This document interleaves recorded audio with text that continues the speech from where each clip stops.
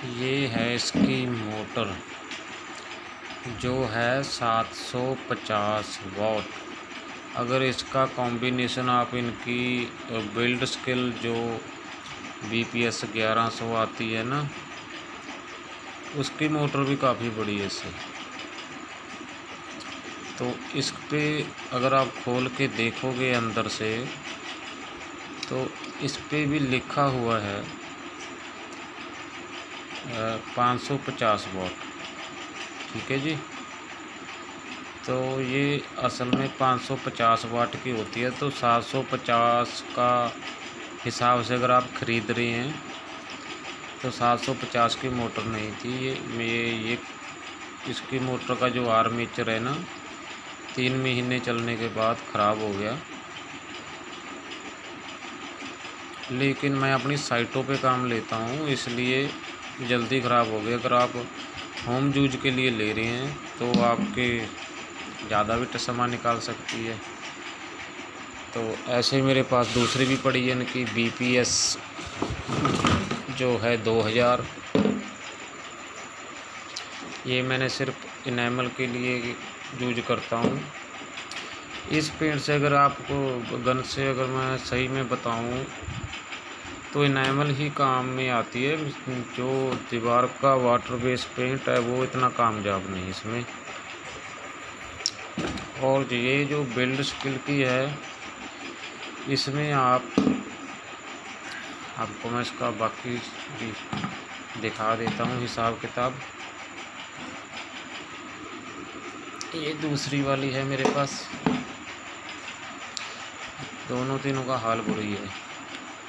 तो जैसे ये है, इसके साथ आप डिको वगैरह जो मैं चला चुका हूँ, आने वाली वीडियो में दिखाऊंगा भी आपको कैसे चलाया जाता है।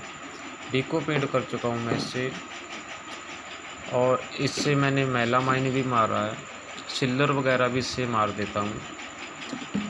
तो अगर लेकिन इस पे हाथ टिकाना थोड़ा मुश्किल है। जैसे कंप्रेसर पे काम लेते हैं उससे थोड़ा अलग है हिसाब किताब। लेकिन जब आपका हाथ बैठ गया तो कंप्रेसर की आपको कम ही ज़रूरत पड़ने वाली है।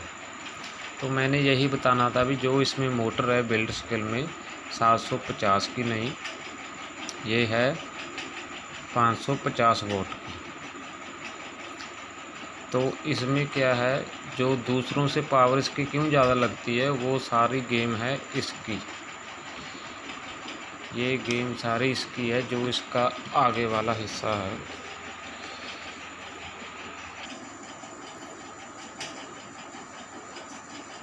ये हिस्सा जो आगे वाला है इसका, इसमें कुछ टेक्निक ऐसी बरती हुई है जो हवा को इस लायक बनाता है कि ये काम कर सके। और ये भी बात अच्छी भी है इनकी बिल्ड स्किल की। और भी कंपनियां हैं, मैं ये नहीं कहता कि ये मशीन ख़राब है या मशीन अच्छी नहीं, लेकिन सभी अच्छी हैं। चलो अब मैंने इसे खोल लेते, एक सवाल का आपका और जवाब दे देता हूँ। कई पेंटर भाइयों को तो शायद पता होगा, चलो मैं फिर भी बता देता हूँ। जब इससे हम वाटर बेस करते हैं तो यहाँ जहाँ से हवा बाहर आती है तो ये पेंट से भर जाता है। काफ़ी मेजर प्रॉब्लम है ये, कई बंदों को आई है, पता नहीं यूट्यूब पे दिखाते बस अनबॉक्सिंग दिखाते हैं, कोई काम की चीज़ कमी दिखाते हैं। तो ये भरता क्यों है, मेन मकसद ये है भी ये भरता क्यों है, जबकि यहाँ से तो हवा ही आती है और थ्रो तो सिर्फ यहाँ पेंट निकलता है और इसके आगे ये लग जाती है नोजल। ठीक है जी, ये नोजल यहाँ लग गई। ठीक है, अब क्या है, सिर्फ पेंट को तो यहाँ से निकलना है ना, तो ये जो एरिया है ये तो हवा वाला है, तो ये भरता क्यों है अंदर से, इसका भी जवाब आपको मैं दे रहा हूँ। मैं इसे खोल लेता हूँ फिर आपको बताता हूँ। ये मैंने खोल ली है, तो ये भरता क्यों है उसका मैं आपको आंसर दे रहा हूँ। अब देखिए, ये जो बड़ी वाली पाइप है जो दिख रही है, ये पेंट सब करने के लिए, और ये छोटी वाली जो आपको दिख रही है ये ऊपर से हवा नीचे फेंकती है इसमें, इस होल में, ये यहाँ फेंकती है वो नीचे हवा इसमें, और यहाँ से इस सुराख के थ्रू हवा जाता है इस केन में। तो उसके बाद वैक्यूम क्रिएट होगा और ये पेंट सक करने लग जाएगी। तो इसके भरने का कारण क्या है? इसके भरने का कारण है ये जो ये लगा रखा है रबर टैप। अब इसे क्या कहूँ मैं, मुझे खुद, तो ये जो लगा रखा है यहाँ फिट होने के लिए, तो काम चल रहा है तो इसलिए अभी ये ऐसे ही है। मैंने आपको जानकारी देने के लिए तो मैं आपको अच्छी तरह से बताने की कोशिश करूँगा। तो कंपनियां कोई ना कोई कमी छोड़ देती हैं ताकि इसमें कोई प्रॉब्लम आए, ये ख़राब हो, ताकि दोबारा कस्टमर ले। तो इसका हल क्या है? ये जो रबड़ का जो भी है, ये इसके ऊपर आप एक कटिंग ले लो प्लास्टिक की। ये जो कटिंग है ये प्लास्टिक की ली हुई है मैंने ऊपर एक्स्ट्रा। इससे क्या होगा तो मैं आपको लगा कर बताता हूँ इससे होगा क्या। जब ऐसे फिट करेंगे आप तो वो जो प्लास्टिक कटिंग है वो जाके उस होल के आधे हिस्से को कवर करेगा। उससे क्या होगा कि जो हवा जो जाएगी तो अच्छी तरह से सिर्फ हवा ही उसमें से थ्रो करेगी, यहाँ से इस होल में से सिर्फ हवा वहाँ से ऊपर से बाहर आएगी, और जो पेंट है ये यहाँ से डिब्बे में से ये सक करता रहेगा, लेकिन पेंट आपका ऊपर नहीं जाएगा। और ऊपर जाने की कारण ये जो दोनों होल हैं हवा वाले, एयर वाले, तो ये भरेंगे नहीं आपके।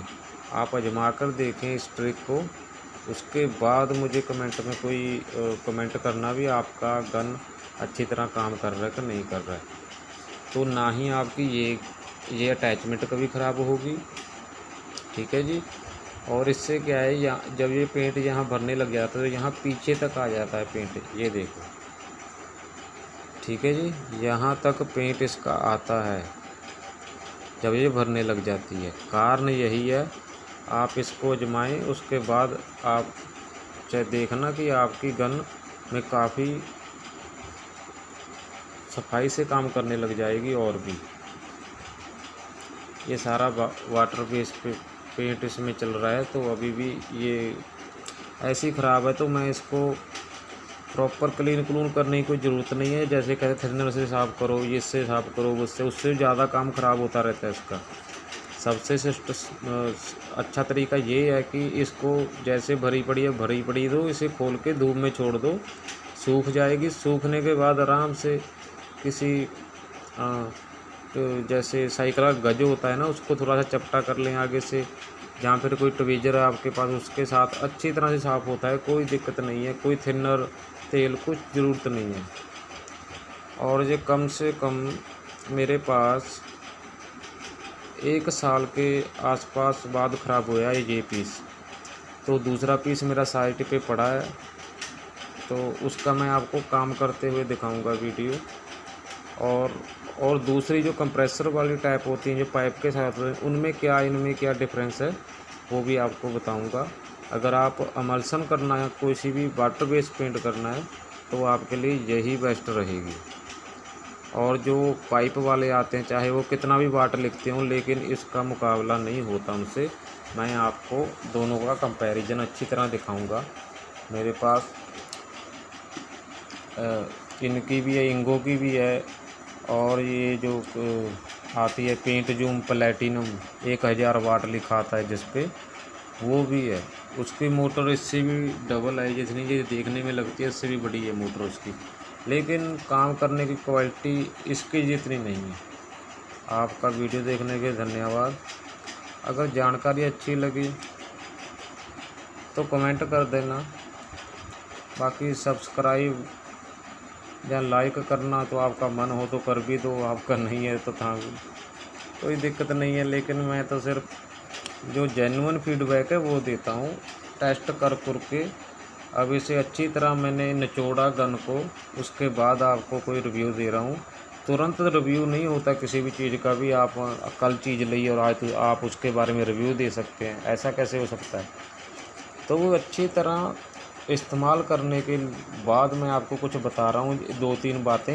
ये जिसका जो प्लास्टिक वाला फ़िल्टर टैप है ना, इसके ऊपर आप एक प्लास्टिक का इतनी साइज़ का कटिंग लगा दें उसके ऊपर। उसके बाद आपकी गन देखना कभी सफाई करने की ज़रूरत ही नहीं पड़ेगी आपको। नॉर्मल सफाई तो चलो कोई बात नहीं, सभी सब गनों में करनी पड़ती है, लेकिन मेजर प्रॉब्लम नहीं कोई आएगी इस अटैचमेंट के साथ। हाँ, ये मोटर ख़राब होगी तो कह नहीं सकते जैसे अब होगी ये, लेकिन ये अटैचमेंट प्रॉपर है, कोई दिक्कत नहीं है, अच्छी तरह काम कर रही है जैसे थी वैसे। Thank you everyone for watching.